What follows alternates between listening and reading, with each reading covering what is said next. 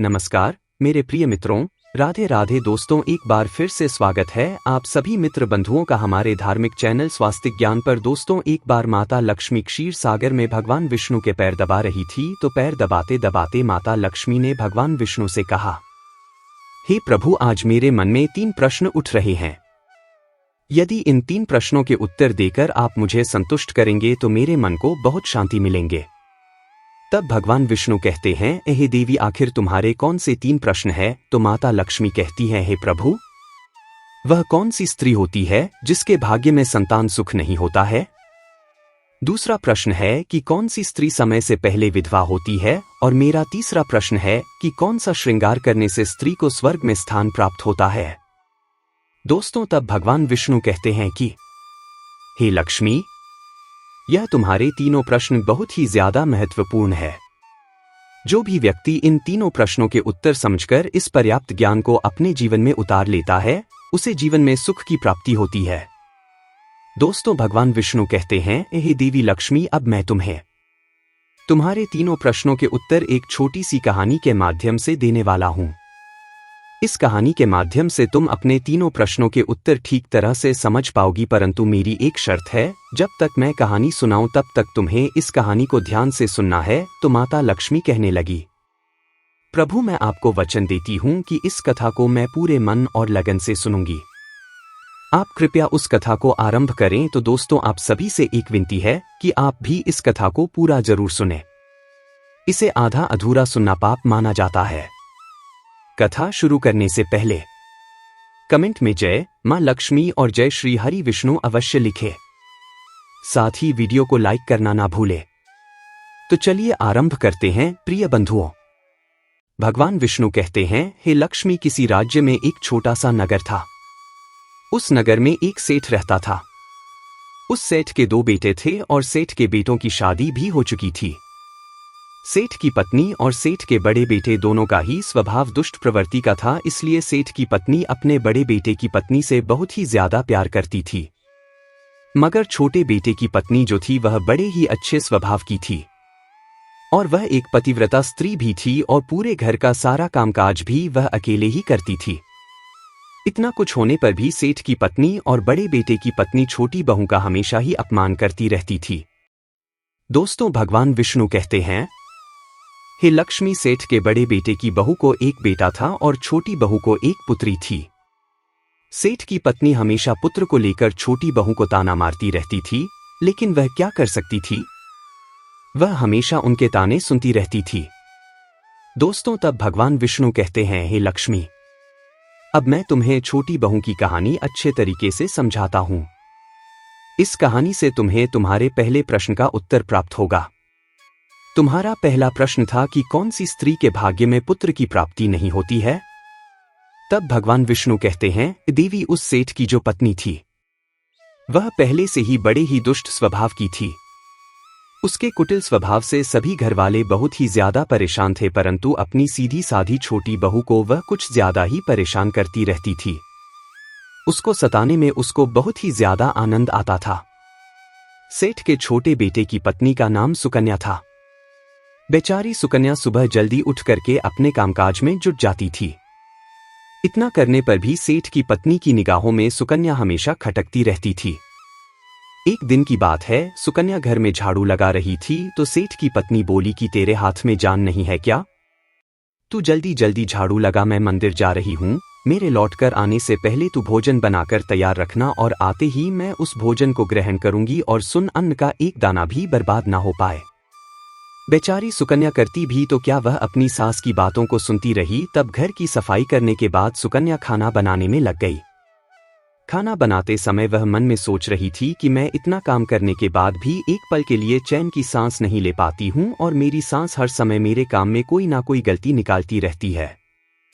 सुकन्या यह सब सोच ही रही थी। जितने में दरवाजा खटखटाने की आवाज आई तो सुकन्या ने सोचा कि अभी तो भोजन तैयार ही हुआ है, लगता है मेरी सासू माँ आज जल्दी ही लौट आई है। जब सुकन्या ने दरवाजा खोला तो उसने क्या देखा कि बाहर दरवाजे पर एक सन्यासी महात्मा खड़े हैं। दोस्तों, वह साधु महाराज सुकन्या से कहता है कि बेटी, तेरा सुहाग अमर रहे, बाबा को कुछ भोजन करा दे। मुझे बड़ी तेजी से भूख लग रही है। दर्शकों, भगवान विष्णु कहते हैं कि लक्ष्मी सुकन्या बहुत सुशील और संस्कारी थी। उसने सोचा कि साधु महाराज को भोजन करा तो दूं, परंतु यदि मेरी सांस आ गई तो मेरी खैर नहीं। फिर कुछ देर सोच विचार करने के बाद में उसने सन्यासी को भोजन करने के लिए अंदर आने को कहा और उसी समय सुकन्या के मन में विचार आया कि सास से डरना कैसा, यदि मेरी सास आ भी जाएगी और मुझसे कुछ कहेगी तो मैं उनसे कह दूंगी कि मैं अपने हिस्से का भोजन इन महात्मा को दे रही हूं। भगवान विष्णु कहते हैं, हे लक्ष्मी। फिर ऐसा सोचकर के सुकन्या साधु को अंदर ले गई और अतिथि धर्म का पालन करते हुए उस साधु को भोजन कराने लगी। अभी साधु भोजन कर ही रहा था कि सुकन्या की सास आ गई और फिर साधु को घर के अंदर बैठा भोजन करते देखकर के उसका गुस्सा 7वें आसमान पर जा चढ़ा और एकदम से साधु महाराज से कहने लगी, यहाँ पर क्या किसी प्रकार का भंडारा या दावत नहीं चल रही है, जो तो राह चलते भिखमंगों को घर में बिठाकर खिला रही हो। सुकन्या ने अपनी सास को रोकने की बहुत कोशिश की, परंतु उस दुष्ट स्त्री ने सन्यासी को धक्के मारकर घर से बाहर निकाल दिया और उसका खाना उठाकर फेंक दिया। अब उसका क्रोध सुकन्या पर टूटा और कहने लगी, अरे दुष्ट औरत, मैंने तुझे कहा था कि अन्न का एक दाना भी बर्बाद नहीं होना चाहिए, लेकिन तूने क्या किया, उस भिखमंगे को इतना सारा भोजन दे दिया। दोस्तों, भगवान विष्णु कहते हैं, हे लक्ष्मी। सुकन्या डरती हुए बोली, सासू माँ, मैंने सन्यासी को अपने हिस्से का भोजन दिया है, इसमें आखिर इतना गुस्सा होने की क्या बात है। द्वार पर आए अतिथियों को कभी खाली हाथ नहीं भेजते हैं, ऐसा शास्त्र कहते हैं। भगवान विष्णु कहते हैं, इस प्रकार काफी देर तक सास बहू की तकरार चलती रही। अंत में उस कुटिल सास ने सुकन्या को भी धक्के मार करके घर से निकाल दिया। अब वह बेचारी रोती हुई घर का दरवाजा पीटती रह गई, परंतु उसकी सांस पत्थर जैसी बन गई, उसका दिल नहीं पसीजा। अब सुकन्या के पास में एक ही रास्ता बचा था कि वह अपने मायके में लौट जाए। दर्शकों, भगवान विष्णु कहते हैं, हे लक्ष्मी। इस प्रकार सुकन्या दुखी होकर के अपने मायके के लिए निकल गई और बीच रास्ते में एक घना जंगल भी पड़ता था। सुकन्या भूख प्यास से तड़पती हुई अपने मायके के लिए चली जा रही थी, तभी अचानक जोरों से बादल गरजे और मूसलाधार बारिश शुरू हो गई। भगवान विष्णु कहते हैं, बारिश से बचने के लिए सुकन्या ने एक पेड़ की शरण ली। अब उसी पेड़ की जड़ में एक कोटर बना था कि बचना मुश्किल हो गया। सुकन्या यह सोचकर उसमें घुस गई कि बारिश रुकने के बाद में वह बाहर निकल आएगी और जब तक वर्षा हो रही है वह कोटर के अंदर बारिश से अपनी सुरक्षा कर सकती है। दर्शकों, भगवान विष्णु कहते हैं, हे लक्ष्मी। जब सुकन्या उस पेड़ के कोटर में घुसी तो उस कोटर के अंदर उसे एक साधु मिले। फिर संत ने कहा, बेटी रोना बंद करो, मुझे मालूम है कि तुम्हारे घर वाले तुम्हारा अनादर इसलिए करते हैं कि वह दुष्ट प्रवृत्ति के हैं और तुम्हें ताना इसलिए मारते हैं कि तुम्हारी जेठानी को पुत्र की प्राप्ति हो गई है और तुम्हें अभी तक पुत्र की प्राप्ति नहीं हुई है, इसलिए तुम चिंता मत करो। मैं तुम्हें एक पर्ची देता हूँ, इस पर्ची में जो उपाय लिखा है उसे पूरी निष्ठा से करना और फिर तुम्हें एक गुणवान पुत्र प्राप्ति होगी। दर्शकों, इस प्रकार वह संत महात्मा पर्ची देखकर वहां से अंतर ध्यान हो गए। उधर जब वर्षा बंद हो गई तो सुकन्या को ढूंढता हुआ उसका पति वहां पर पहुंच गया और फिर सुकन्या मायके न जाकर उसी जंगल में एक कुटिया बनाकर रहने लगी। भगवान विष्णु कहते हैं, हे लक्ष्मी। एक दिन की बात है, फिर सुकन्या को पुत्र का ख्याल आया और सोचने लगी कि यदि मेरे पास में भी एक पुत्र होता तो ससुराल में मेरी भी इज्जत होती।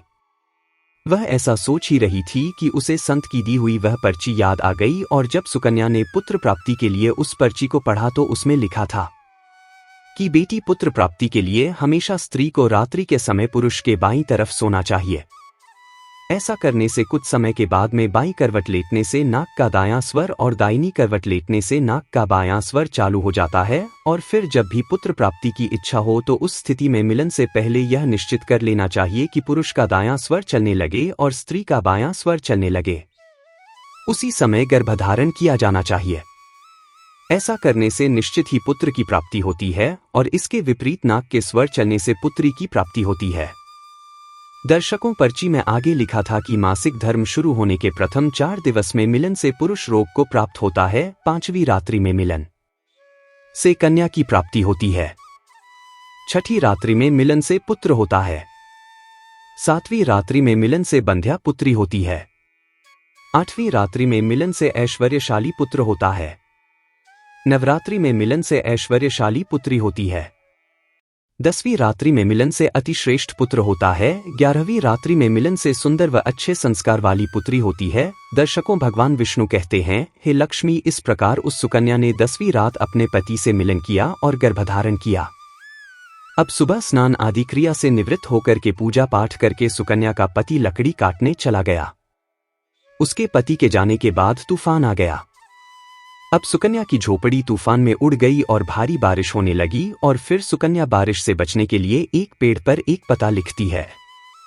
ये पता उसी कोटर का था जिस कोटर में सुकन्या बारिश से बचने के लिए पहले छुप गई थी। और सुकन्या ने पेड़ के ऊपर पता इसलिए लिखा था कि जब उसका पति वापस आए तो पेड़ पर लिखा हुआ पता पढ़ करके उसी कोटर के पास आ जाए। दर्शकों, भगवान विष्णु कहते हैं, हे लक्ष्मी। उधर सुकन्या उस कोटर में आकर छुप जाती है, जो कोटर एक पेड़ की जड़ में बना हुआ था। उस पेड़ के पास में 2 राक्षसी का निवास स्थान था। इधर तो वह सुकन्या वर्षा से बचने के लिए उस कोटर में छुपी हुई थी और उधर वह दोनों राक्षसी बारिश से परेशान होकर के उस पेड़ की तरफ चली आ रही थी। फिर तो पेड़ के नीचे आकर के एक राक्षसी कहने लगी, अब तो चला भी नहीं जाता, वरना मन तो कर रहा था कि सोना टापू पर चली जाऊं। तभी दूसरी राक्षसी बोली, इसमें क्या बड़ी बात है, ये पेड़ हमें अभी उड़ा करके वही पहुंचा देगा जहां पर सोने का टापू है। दर्शकों, ऐसा कहकर कि वह दोनों राक्षसी पेड़ की शाख पर बैठ गई और पेड़ एकदम से उड़ने लगा। उधर थकी हारी सुकन्या कोटर में छुपी हुई थी। कोटर में घुसते ही सुकन्या को नींद आ गई थी, लेकिन पेड़ के उड़ने से लगने वाले झटकों से सुकन्या की नींद खुल गई और पेड़ को उड़ता देखकर के वह एकदम से घबरा गई। दर्शकों, जब सुकन्या ने कोटर से बाहर देखा तो पेड़ की डाल पर 2 राक्षसी बैठी थी। अंततः सुकन्या ने परिस्थिति के साथ समझौता किया और सोचा कि जो होगा अच्छा ही होगा। फिर कुछ देर की उड़ान के बाद में वह पेड़ एक सोना टापू पर पहुंच करके उतर गया। उधर दोनों राक्षसी को भूख लग रही थी, इसलिए वह दोनों शिकार की तलाश में निकल गई। भगवान विष्णु कहते हैं, हे लक्ष्मी, उन दोनों राक्षसी के जाने के बाद में सुकन्या कोटर से बाहर निकली और उसने चैन की सांस ली। अब जैसे ही सुकन्या ने सोना टापू पर फैली रेत को देखा तो एकदम से अचंभित में पड़ गई कि यह रेत तो चमचमा रही है। और जैसे ही सुकन्या ने रेत को हाथों में उठाया तो एकदम से चिल्लाने लगी, अरे यह तो सोने की रेत है। और फिर सुकन्या ने अपनी साड़ी की आंचल में वह जितनी रेत बांध सकती थी उसने बांध ली और पुनः आकर के उसी कोटर में छिप गई।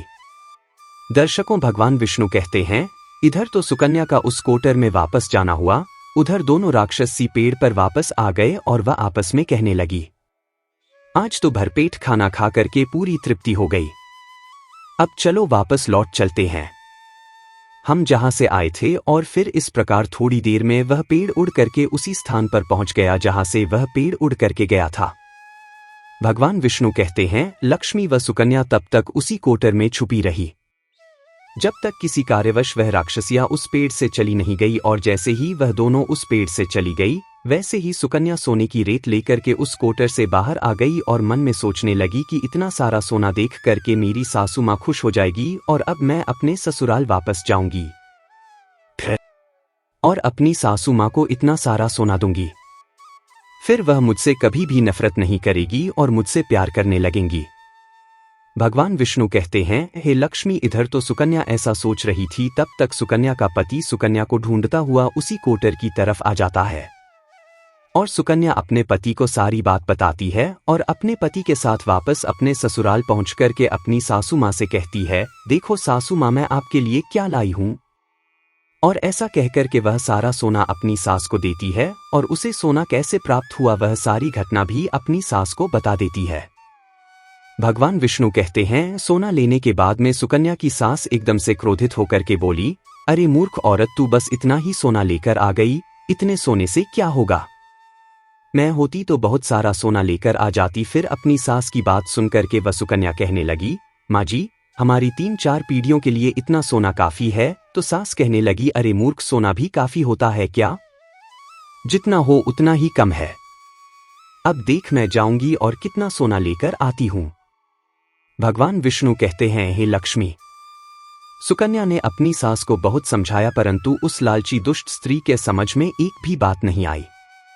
उसने सुकन्या की एक भी बात नहीं सुनी और जाकर के उसी पेड़ के कोटर में बैठ गई। उधर वह दोनों राक्षसी जैसे ही पेड़ पर आई तो एकदम से वह पेड़ उड़ने लगा। इधर तो पेड़ उड़ता हुआ जा रहा था, उधर वह सुकन्या की सांस मन ही मन में बहुत खुश हो रही थी कि आज मैं बहुत सारा सोना एक साथ बटोर के लाऊंगी। भगवान विष्णु कहते हैं, इधर तो सुकन्या की सांस अपने मन में खुशियां मना रही थी। उसी समय एक राक्षसी कहने लगी, चलो आज स्वर्ण द्वीप पर न चलकर के मत्स्य द्वीप पर चलते हैं। आज मछलियां खाने का बहुत मन कर रहा है। और फिर जैसे ही राक्षसियों ने मछली खाने का मन बनाया वैसे ही वह पेड़ मत्स्य द्वीप की तरफ उड़ चला। भगवान विष्णु कहते हैं, हे लक्ष्मी, इस प्रकार राक्षसियों की बात सुनकर के कोटर में बैठी वह लालची स्त्री स्वयं पर संयम नहीं रख सकी और एकदम से बोल पड़ी, अरे तुम सोना टापू क्यों नहीं जा रही हो? मत्स्य से द्वीप मत जाओ, सोना टापू पर चलो। अब जैसे ही उस लालची स्त्री इतनी आवाज दी तो राक्षसियों ने समझ लिया कि इस पेड़ की कोटर में कोई जरूर छिपा बैठा है और उन्होंने एकदम से जैसे ही कोटर में प्रवेश किया और फिर जैसे ही उन दोनों राक्षसियों ने उस लालची स्त्री को देखा तो एकदम से उसे उठाकर के पेड़ से नीचे फेंक दिया और धरती पर गिरते ही उस लालची स्त्री की मौत हो गई।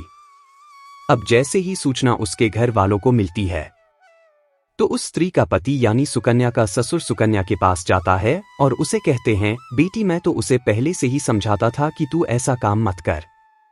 कभी भी किसी को लालच नहीं करना चाहिए और बहुएं बेटी की तरह होती है, उनको प्यार देना चाहिए। मगर उसने मेरी एक भी बात नहीं मानी और उसे उसके कर्मों का फल आज मिल गया। भगवान विष्णु कहते हैं, हे लक्ष्मी, उधर सुकन्या अपने पति के साथ में सुखपूर्वक जीवन यापन करने लगी।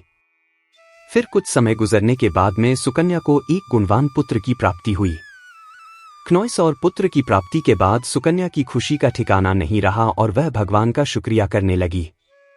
उधर सेठ के बड़े बेटे की बहू जो हमेशा सुकन्या को पुत्र को लेकर ताने मारती रहती थी, जब सुकन्या को पुत्र की प्राप्ति हो गई और उसे धन भी प्राप्त हो गया।